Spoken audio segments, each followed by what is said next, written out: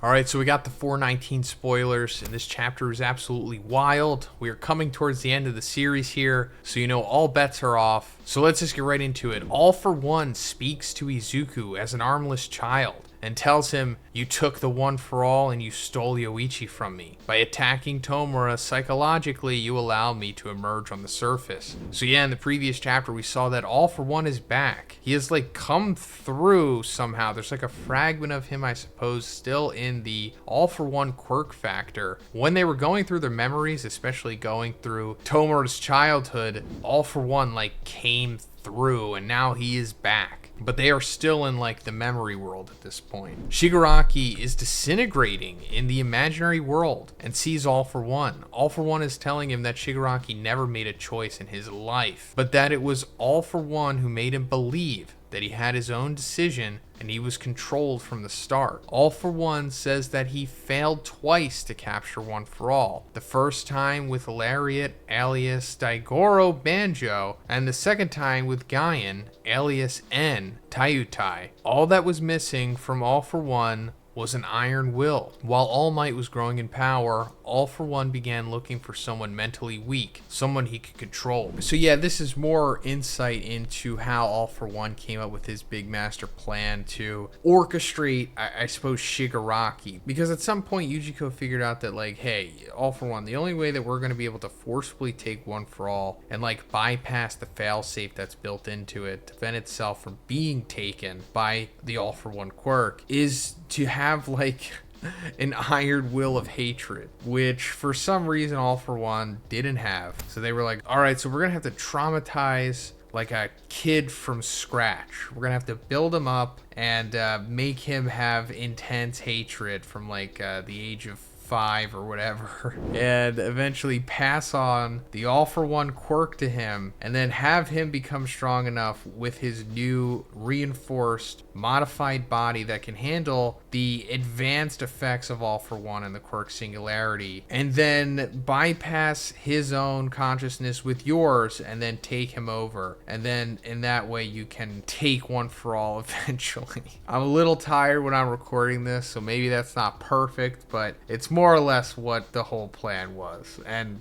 what essentially is happening here. All for One meets Tomura's father and he convinced him to have another child. Tomura's sister was already too big for All for One to handle, so he convinced the father to have another child. Wow, we didn't know that. And it's kind of sad that Tomura's father was just so easily duped into like doing this just from some random guy. I guess All for One is pretty persuasive, but it doesn't even seem like he threatened him or anything. He just tricked him. And of course, we all know that All for One is targeting Tomura's father because he is the son of Nana. Although at this time, One for All was in the possession of All Might, but All Might was just too powerful. So yeah, he had to go through all this weird planning stuff with children. When Tomura was born, All for One took away his original quirk and gave him a new quirk when he brought him home. So yeah, this is finally it. It's finally being confirmed, the theory that we've been talking about for years now. And it's that decay was given to Shigaraki by All for One as a child. It wasn't inherently his quirk. Apparently he had another quirk. I don't know if it's being explained what it was here. I thought maybe he was going to be born quirkless, but no. Maybe he did have a quirk because it says he took it away and gave him a new one, which was decay. Dr. Garaki then copied a person's quirk, disintegration, but removed the other side of the quirk, the ability to reconstruct, and transferred it to Tomura. He has been controlling Tomura's life from the beginning. But first, let's talk about the sponsor of this video, Hofsco, because they have a new Sync Max 14-inch folding electric bike. This thing is really cool. I've never really seen anything like it before. It weighs about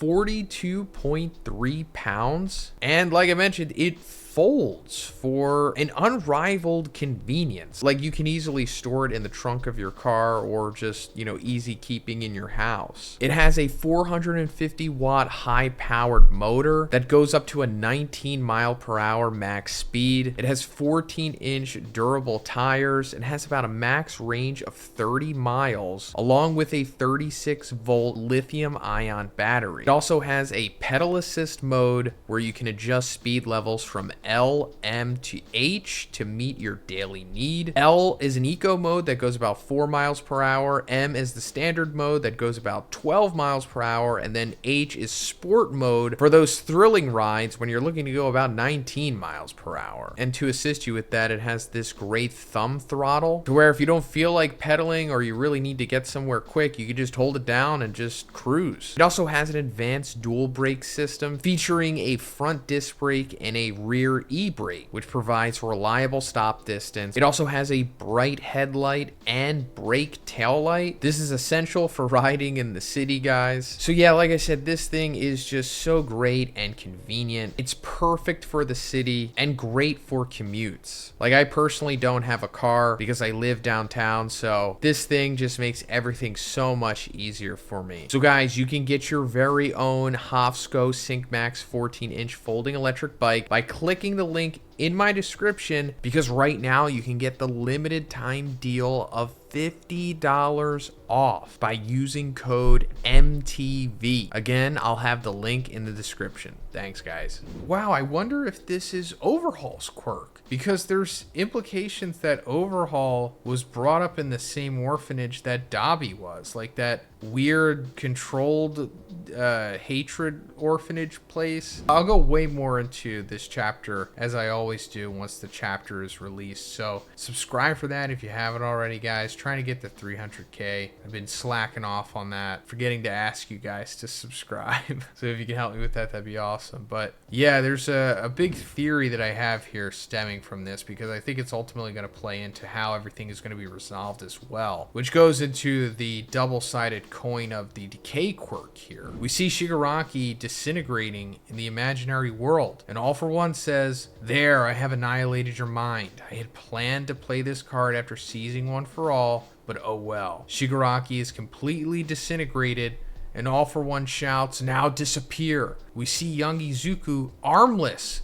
being projected out of the invisible world and back into the real world. He says Yoichi is no longer here. Shigaraki emerges from smoke and says, "My midterm plan is no longer feasible." He hears something in his head and he says, "Huh?" There's still an echo left. And he grows a hand and covers his mouth, saying, "Silence." So yeah, Izuku has like no arms. Like, his arms are blown off by decay, like it happened in the memory world, but it's happened in real life too. And he's quirkless. Like, Izuku's done, essentially, at this point. All For One, who now has full control over Shigaraki's body, says that the psychic attacks he received in the other world have had repercussions on his physique. He mentions that the disintegration quirk, the rage, and the hatred have disappeared, and he declares that Tomura is finally dead, and that the vessel he had been crafting for years is ruined, and that his little brother is no longer there either. Izuku, lying on the ground, speaks softly. All For One says that he will move on to his final goal of conquering the world, but Izuku tells him that he will never let him do it. However, suddenly he feels a sharp pain. Izuku has lost both his arms. All For One says that Izuku also hasn't emerged unscathed. Izuku has flashbacks and says, no, it's not over. He won't give up. And All For One says it's often said that people become stronger when they lose something, but you, from the start, had nothing. Look where you are now. He prepares to launch an attack on Izuku, and suddenly Sero arrives and grabs onto All For One with his adhesive tape. All For One says that he didn't feel Sero approach because he was insignificant compared to Izuku. Sero reassures Izuku and says that they are there. Ojiro and Sato arrive to fight against All For One. While Ojiro and Sato attack All For One, Izuku says you're all safe, and a person appears behind him saying, "Sorry, Izuku." Aizawa emerges from a portal and says, "We're a little late." End of chapter. So this is awesome.